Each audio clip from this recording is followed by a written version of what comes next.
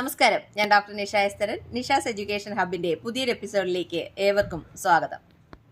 Calicut university 2025-27 വർഷത്തേക്കുള്ള അഡ്മിഷനുകൾ BEdന്റേത് ആരംഭിച്ചിട്ടുണ്ട്. Commerce ഒഴികെ ബാക്കിയുള്ള വിഷയങ്ങൾക്കാണ് ഇപ്പോൾ ആപ്ലിക്കേഷൻ ക്ഷണിച്ചിരിക്കുന്നത്. കൊമേഴ്സിന് റിസൾട്ട് വരാൻ ലേറ്റ് ആവുന്നതുകൊണ്ട് കഴിഞ്ഞ വർഷവും ഇതുപോലെ തന്നെ ആയിരുന്നു. കുറച്ച് ദിവസങ്ങൾ കഴിഞ്ഞതിന് ശേഷം മാത്രമേ കൊമേഴ്സിന്റെ അഡ്മിഷൻ സ്റ്റാർട്ട് ചെയ്യുകയുള്ളൂ. ഇപ്പോൾ ബാക്കിയുള്ള എല്ലാ വിഷയങ്ങൾക്കും ഒന്നിച്ച്, അതുപോലെ തന്നെ സ്പെഷ്യൽ എഡ്യൂക്കേഷന് വേണ്ടിയിട്ടുള്ള കോളേജുകളിലേക്കും 3 കോളേജുകളിലേക്കും കൂടി ചേർത്തിട്ടാണ് നമുക്കിപ്പോൾ കാലിക്കറ്റ് യൂണിവേഴ്സിറ്റിയിലേക്ക് അപ്ലൈ ചെയ്യാൻ കഴിയുന്നത്. ആപ്ലിക്കേഷൻ സബ്മിറ്റ് ചെയ്യാനുള്ള ലാസ്റ്റ് ഡേറ്റ് ജൂൺ 16 കൊടുത്തേക്കുന്നത്. ഏകദേശം ഒരു 1 വീക്ക് കൂടെ ഇപ്പോൾ MGയിൽ വന്നതുപോലെ ഒരു 1 വീക്ക് കൂടി നമുക്ക് എക്സ്റ്റെൻഡ് ചെയ്ത് കിട്ടാനുള്ള സാധ്യതയുണ്ട്. വളരെ പെട്ടെന്ന് ചാടിപ്പിടിച്ച് എല്ലാവരും അപ്ലൈ ചെയ്യാനായിട്ട് ശ്രമിക്കരുത്. കൃത്യമായിട്ട് പ്രോസ്പെക്ടസ് വായിച്ചു നോക്കി മനസ്സിലാക്കിയതിന് ശേഷം ശ്രമിക്കുക. ഇന്നിപ്പോൾ രാവിലെ തന്നെ അപ്ലൈ ചെയ്യാനായിട്ട് തുടങ്ങിയവരൊക്കെ തന്നെ പലരും മണ്ടത്തരങ്ങൾ കാണിച്ച് മൊബൈൽ വഴിയൊക്കെ അപ്ലൈ ചെയ്ത് അതിൻ്റെ സോഫ്റ്റ്വെയർ സപ്പോർട്ട് ആവാതെ പലരും ഒക്കെ പ്രശ്നങ്ങളായിട്ട് വിളിക്കുന്നുണ്ടായിരുന്നു. അപ്പോൾ അതുകൊണ്ട് ശ്രദ്ധിച്ച് വളരെ സിസ്റ്റമാറ്റിക് ആയിട്ട് തന്നെ കാര്യങ്ങൾ മനസ്സിലാക്കിയതിന് ശേഷം അപ്ലൈ ചെയ്യാനായിട്ട് ശ്രമിക്കുക. കഴിവതും മൊബൈലിൽ നിന്ന് ട്രൈ ചെയ്യാതിരിക്കുന്നതായിരിക്കും നല്ലത്.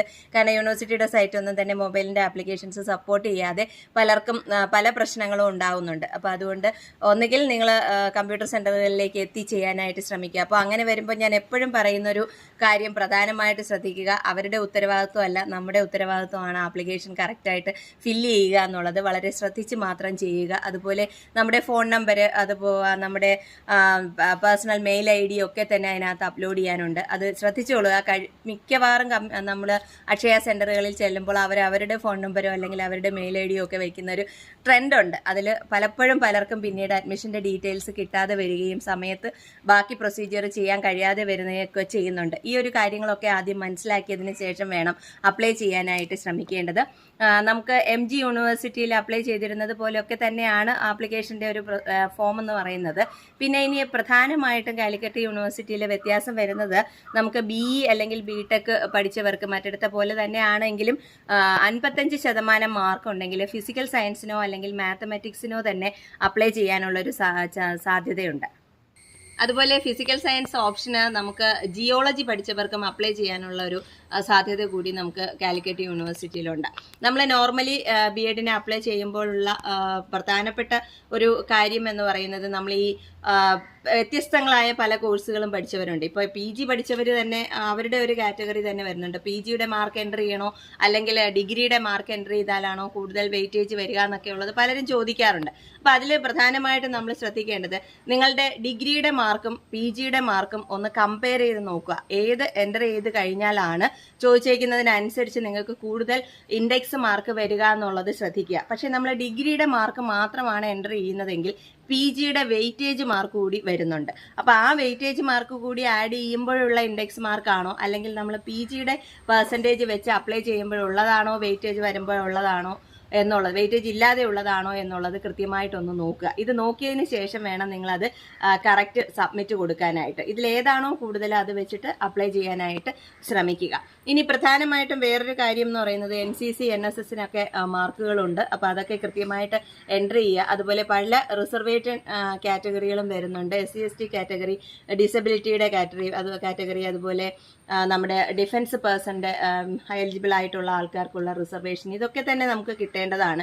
ഇതൊക്കെ വേണമെന്നുള്ളവർ അതാത് സർട്ടിഫിക്കറ്റുകൾ കൃത്യമായിട്ട് നമ്മൾ അഡ്മിഷൻ ടൈമിൽ പ്രൊവൈഡ് ചെയ്യണം. ഇപ്പോൾ നമ്മളതൊക്കെ കയ്യിൽ കരുതി വെച്ചതിന് ശേഷം വേണം നമ്മൾ അപ്ലൈ ചെയ്യാനായിട്ടുള്ളത്.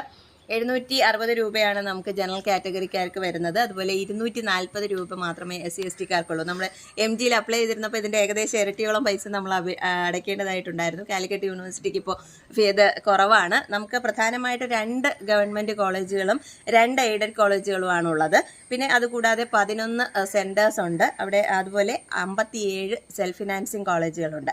നമുക്ക് ഗവൺമെൻറ് കോളേജിലും അതുപോലെ സെൻറ്റേഴ്സിലും ഒക്കെ തന്നെ മെറിറ്റ് സീറ്റുകൾ മാത്രമാണ് ഉള്ളത്. എയ്ഡഡിൽ വരുമ്പോൾ വരുമ്പോൾ നമുക്ക് മാനേജ്മെൻറ്റ് സീറ്റ് വരുന്നുണ്ട്.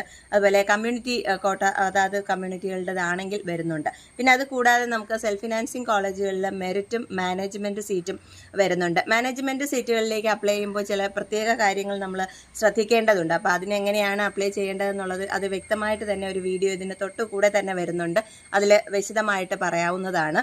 അപ്പോൾ ഇത്തരം സീറ്റുകളിലേക്കാണ് നമുക്ക് അഡ്മിഷൻ നടക്കുന്നത്. ഈ 4 സെക്ഷനിലേക്ക് നമുക്ക് അപ്ലൈ ചെയ്യാൻ കഴിയും. സ്പെഷ്യൽ എഡ്യൂക്കേഷന് വേണ്ടിയിട്ടുള്ള കോഴ്സുകളാണ് നമ്മൾ സെലക്ട് ചെയ്യുന്നതെങ്കിൽ അതും നമുക്ക് ഓപ്ഷനകത്ത് അപ്ലൈ ചെയ്യുന്ന സമയത്ത് കാണാൻ കഴിയും. പ്രധാനമായിട്ടും നമ്മൾ ക്യാപ്പ് ID ക്രിയേറ്റ് ചെയ്യുക. അതായത് നമ്മുടെ പേഴ്സണൽ മൊബൈൽ നമ്പറും മെയിൽ ID ഒക്കെ കൊടുത്തിട്ട് ക്യാപ്പ് ID ക്രിയേറ്റ് ചെയ്യണം. അതുപോലെ പേഴ്സണൽ ഡീറ്റെയിൽസും വെയിറ്റേജ് എന്തെങ്കിലുമൊക്കെ ഉണ്ടെങ്കിൽ അതിൻ്റെ ഡീറ്റെയിൽസും ഒക്കെയാണ് ആദ്യം കൊടുക്കേണ്ടത്. അത് കഴിഞ്ഞ് ഫോട്ടോ അപ്ലോഡ് ചെയ്യാം. പിന്നെ എഡ്യൂക്കേഷണൽ ഡീറ്റെയിൽസും മാർക്സും നിങ്ങളെ കോളേജ് സെലക്ഷനും പേയ്മെൻറ്റുമാണ് വരുന്നത് ഇങ്ങനെ ഓർഡറിലേക്ക്. കോളേജ് സെലക്ഷൻ വരുമ്പോൾ പ്രധാനമായിട്ട് ശ്രദ്ധിക്കുക, ഞാൻ തൊട്ട് മുന്നേ തന്നെ കാലിക്കറ്റ് യൂണിവേഴ്സിറ്റിക്ക് ആപ്ലിക്കേഷൻ വരുന്നതിന് മുന്നേ MGയുടെയും കേരളയുടെയും ഒക്കെ ലാസ്റ്റ് ഇൻഡെക്സ് മാർക്ക് വെച്ചിട്ട് എങ്ങനെ വേണം കോളേജ് സെലക്ട് ചെയ്യേണ്ടതെന്നുള്ളത് 2 വീഡിയോ തുടർച്ചയായിട്ട് ഇട്ടിരുന്നു. കാലിക്കറ്റ് യൂണിവേഴ്സിറ്റിയുടെ നമുക്ക് ലാസ്റ്റ് മാർക്ക് എങ്ങനെയാണ് അഡ്മിഷൻ നടന്നത് എന്ന് നോക്കിയിട്ട് നിങ്ങൾക്ക് ഗവൺമെൻറ്റിലേക്ക് കിട്ടാൻ കണക്കിന് മാർക്ക് ഉണ്ടെങ്കിൽ മാത്രമേ ഗവൺമെൻറ് കോളേജിലേക്ക് ഫസ്റ്റ് പ്രിഫറൻസ് കൊടുക്കേണ്ടതുള്ളൂ. അല്ലെങ്കിൽ നമുക്ക് തൊട്ട് താഴോട്ട് ഏതൊക്കെയാണോ നിങ്ങൾക്ക് കംഫർട്ടബിൾ ആയിട്ടുള്ള കോളേജുകൾ അതിനനുസരിച്ച് കൊടുക്കണം. കാരണം ഫസ്റ്റ് പ്രിഫറൻസ് നമ്മൾ എയ്ഡഡിൽ കിട്ടാൻ സാധ്യത ഇല്ല എങ്കിൽ അത് കൊടുത്തു കഴിഞ്ഞാൽ ആദ്യത്തെ അലോട്ട്മെൻറ്റിൽ നമ്മൾ വരില്ല. അതേസമയം നമ്മൾ മാർക്ക് കുറച്ച് കുറവാണ്, നമ്മൾ സെൽഫ് ഫിനാൻസിങ്ങിൻ്റെ സെക്ഷനിലേക്ക് വരുമ്പോഴാണ് നമുക്ക് മാർക്ക് കിട്ടാൻ സാധ്യതയെങ്കിൽ ആദ്യത്തെ സെലക്ഷൻ തന്നെ സെൽഫ് ഫിനാൻസിങ് വെച്ച് കഴിഞ്ഞാൽ ഫസ്റ്റ് അലോട്ട്മെൻറ്റിൽ തന്നെ അഡ്മിഷൻ നടക്കാനുള്ള സാധ്യതയുണ്ട്. അതുകൊണ്ട് തന്നെ കോളേജ് സെലക്ഷൻ വളരെ കൃത്യമായിട്ട് ചെയ്യുക. ഇതിനോടനുബന്ധിച്ചുള്ള ബാക്കി മാർക്ക് എൻട്രി ചെയ്യുന്നതും ഡീറ്റെയിൽസും ഒക്കെ തന്നെ അടുത്ത വീഡിയോയിൽ കൃത്യമായിട്ട് വരുന്നതാണ്. ഏവർക്കും നിഷാസ് എഡ്യൂക്കേഷൻ ഹബിൻ്റെ ആശംസകൾ.